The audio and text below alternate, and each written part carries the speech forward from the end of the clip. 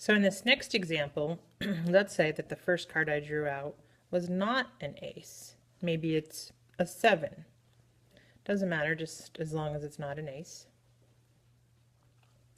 And so if I put it back and I say, what's the probability that your card that you draw is now an ace, then you would say, well, Torres, that's obvious, it's 4 out of 52.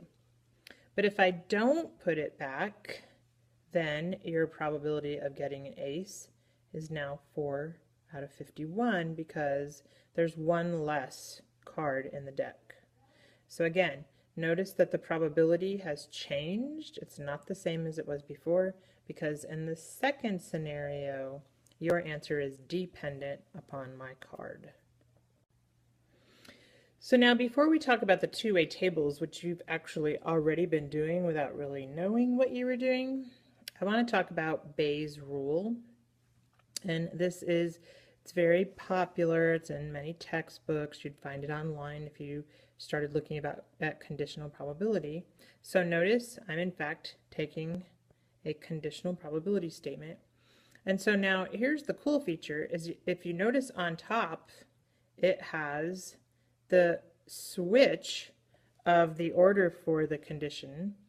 And then I always tell kids that this condition, the second part, it sort of, I think of it as, well, it tells me what to multiply by in my second piece.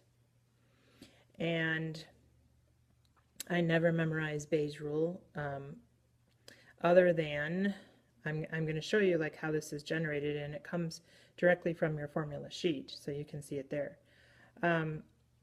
So here's how I like to think of it. Every time there's a condition, this is how I memorize that formula. I say, okay, so the condition requires that I have and on top, and then it tells me what to divide by on bottom.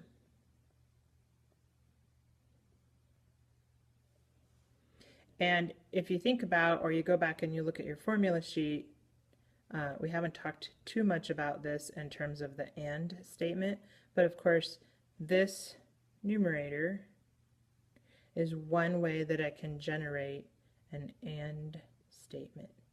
If I pulled the switch, then I'd have